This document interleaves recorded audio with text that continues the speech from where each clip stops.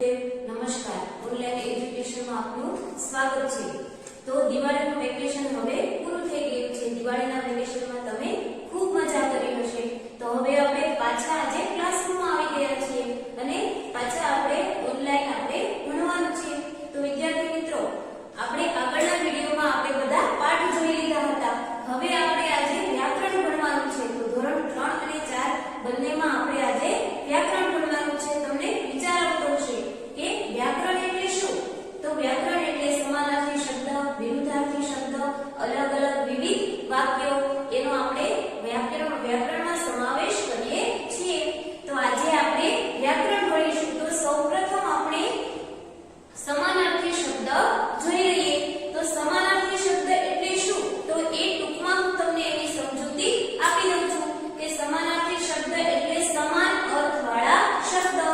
સમાનાર્થી શબ્દ એટલે સમાન અર્થવાળા શબ્દ કે જેના અર્થમાં કોઈ ફેરફાર થતો નથી।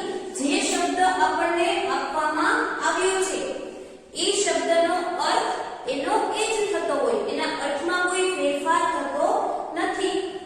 એટલે કે સમાન અર્થવાળા શબ્દ, જે શબ્દ આપણને આપ્યો છે તેનો બીજો અર્થ શોધવો એ સમાનાર્થી શબ્દ તરીકે આપણે ઓળખીએ છીએ।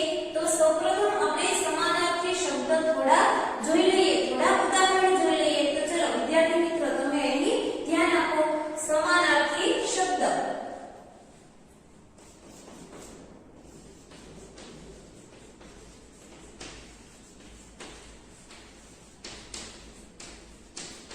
સમાનાર્થી શબ્દો। તો સૌપ્રથમ આપણે એક શબ્દ લઈએ, માસ। તો માસનો સમાનાર્થી શબ્દ થશે મહિનો। માસનો સમાનાર્થી શબ્દ થશે મહિનો। એના પછીનો એક શબ્દ લઈએ કે હરખ। દાખલા તરીકે આપણે કોઈ કહેતું હોય કે આજે તો તું બહુ જ હરખમાં છો। દાખલા તરીકે તમારા મિત્ર તમને કોઈ ગિફ્ટ આપે, કોઈ ઉપહાર આપે, તો તમે કેટલા હરખમાં હોય છો? હરખ તો એનો અર્થ થાય છે ખુશી। હરખનો અર્થ થશે ખુશી। તો જ્યારે આપણે ખુશ હોઈએ ત્યારે આપણે કોઈ કહે છે કે બહુ જ હરખમાં છો, તો હરખનો સમાનાર્થી થશે ખુશી। હજી એક આપણે ઉદાહરણ લઈએ કે પ્રિય। દાખલા તરીકે તમે તમારા દાદા હોય છે, દાદી હોય છે, તેના ખૂબ જ પ્રિય હો છો, તો પ્રિય એટલે કે વહાલું।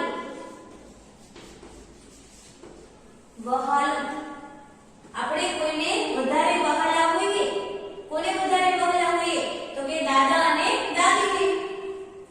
તો પ્રિયનો સમાનાર્થી થશે વહાલું। એના પછી આપણે જોઈ લઈએ કે ભાગવું।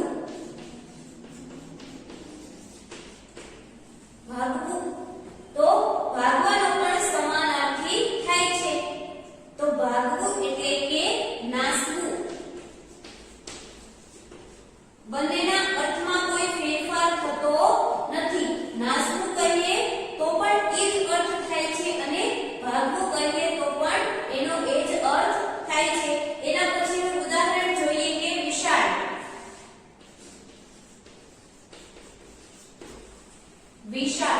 તો વિશાળનો સમાનાર્થી થશે મોટું।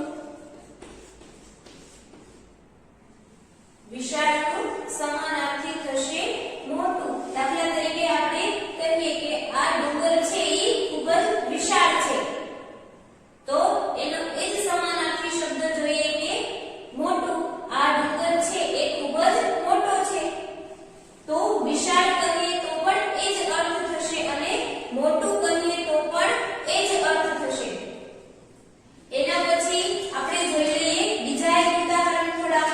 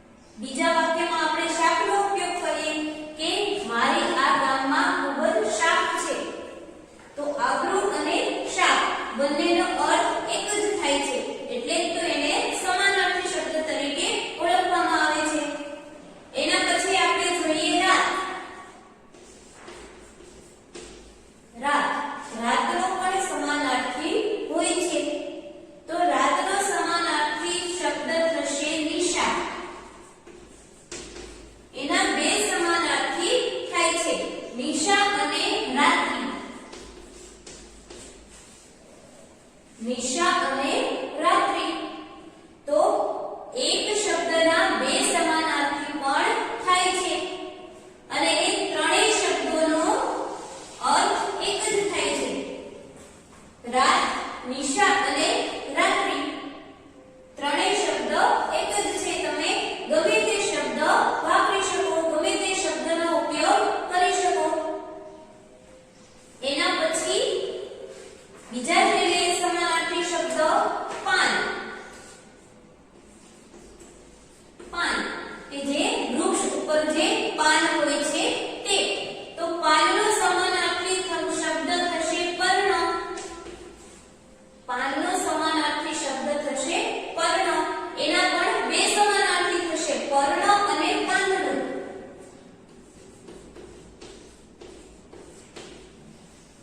આના પણ બે સમાનાર્થી શબ્દ થશે. બે માંથી તમે ગમે તે શબ્દ આપી શકો. પાનનો સમાનાર્થી થશે પર્ણ અથવા પાંદડું. ત્યાર પછી મોં. મોં કે જેનાથી આપણે બોલીએ છીએ મોં. તો મોં એટલે કે મોઢું. મોંનો સમાનાર્થી શબ્દ થશે મોઢું. એના પછીનો છે સંતાવું.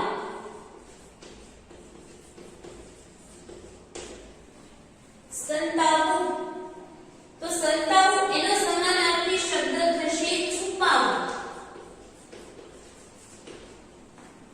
સંતાવું એટલે કે છુપાવું. ત્યાર પછી વૃક્ષ.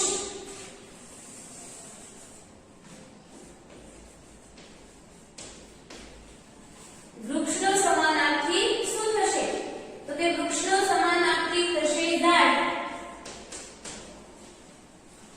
વૃક્ષ કયો તો પણ એ જ અર્થ થાય છે અને ઝાડ કયો તો પણ એ જ અર્થ થાય છે. હવે જોઈએ કે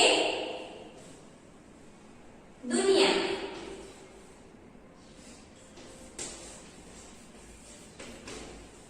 દુનિયા કે જેમાં આપણે રહીએ છીએ તે દુનિયા. આપણે દુનિયામાં રહીએ છીએ. તો દુનિયાનો સમાનાર્થી પણ થાય છે. તો કે દુનિયાનો સમાનાર્થી છે જગત. બે વાક્ય આપણે બનાવીએ. પહેલા દુનિયાનું બનાવીએ અને પછી જગતનું બનાવીએ.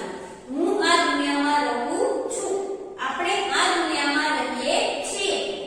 હવે એની દુનિયાની જગ્યાએ આપણે જગત લઈ લઈએ કે આપણે જગતમાં રહીએ છીએ.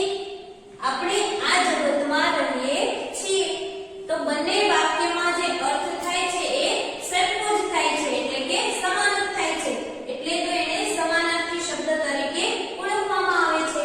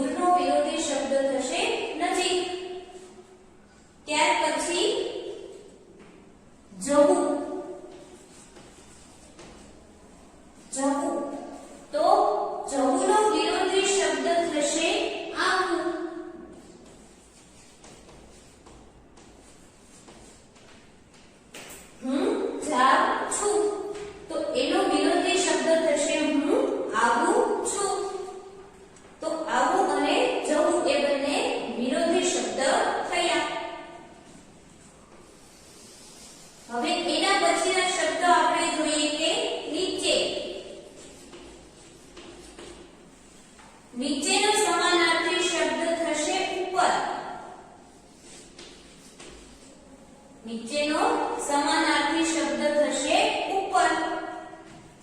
તો આ બધા આપણે સમાન વિરુદ્ધાર્થી શબ્દ જોયા. તો હવે આપણે હજી બે ત્રણ વિરુદ્ધાર્થી શબ્દ જોઈ લઈએ. કે ધ્યાન. ધ્યાન. તો ધ્યાનનો વિરોધી શબ્દ થશે બેધ્યાન. ધ્યાનનો વિરોધી શબ્દ થશે બેધ્યાન. ત્યાર પછી વિશ્વાસુ.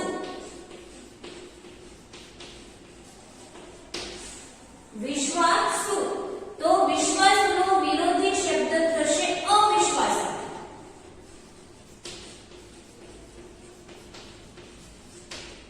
જેની ઉપર આપણે ખૂબ જ વિશ્વાસ હોય તો એ વિશ્વાસુ, અને એનો વિરોધી અવિશ્વાસુ કે જેની ઉપર આપણે વિશ્વાસ ન હોય તેને આપણે અવિશ્વાસુ કહીએ છીએ. તો વિશ્વાસનો વિરોધી શબ્દ થશે અવિશ્વાસુ. પાસે. પાસે. તો પાસેનો વિરોધી શબ્દ થશે દૂર. પાસેનો વિરોધી શબ્દ થશે દૂર. પાસે તો દૂર. તો આ બધા આપણે વિરોધી શબ્દ જોયા. સમાનાર્થી શબ્દ એટલે કે સમાન અર્થવાળા શબ્દ, અને વિરોધી શબ્દ એટલે કે વિરોધી અર્થવાળા શબ્દ કે જેનો અર્થ વિરોધી થાય છે. તો વિદ્યાર્થી મિત્રો, તમને સમજાઈ ગયા હશે કે સમાનાર્થી શબ્દ આપણે કોને કહીએ છીએ અને વિરુદ્ધાર્થી શબ્દ આપણે કોને કહીએ છીએ તેની સમજ તમને આવી ગઈ હશે. તો હવે આપણે થોડા બીજા અલગ શબ્દોની સમજૂતી મેળવવાની છે. તો બીજા અલગ શબ્દો એટલે કે કેવા? તો કે અઘરા શબ્દો, જોડિયા શબ્દો કે એનો અક્ષર એક જ આવે છે પણ એની સાથે બીજા અક્ષર જોઈન્ટ થાય છે, એટલે કે એની સાથે જોડાયેલા છે. તો એવા આપણે અક્ષર જોઈ લઈએ. તો પહેલો જ અક્ષર છે કે ધ્ય. આ તમે જોયું જ હશે અક્ષર કે ધ્ય.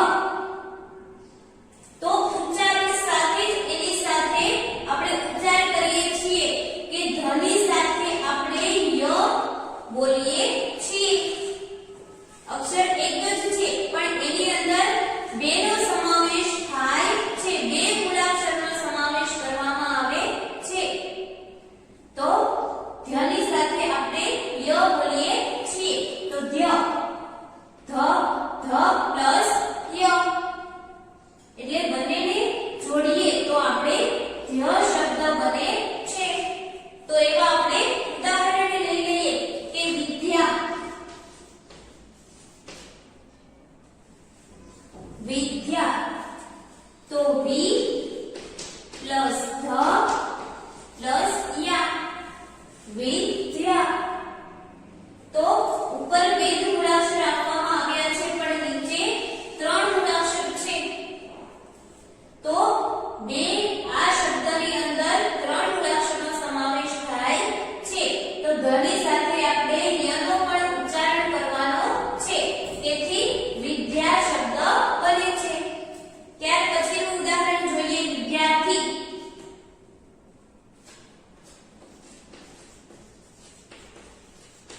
વિદ્યાર્થી. તો વી પ્લસ ધ પ્લસ થી, વિદ્યાર્થી. તો આમાં પણ ધ્વનિ સાથે આપણે ય બોલવાનો છે અને થ સાથે પણ આપણે ર બોલવાનો છે. વિદ્યાર્થી. એના પછી આપણે બીજો મૂળાક્ષર લઈ લઈએ. બીજો મૂળાક્ષર સ્ત્રુ છે. આ મૂળાક્ષર પણ તમને ખબર જ હશે કે સ ની સાથે ઋ નો ઉચ્ચાર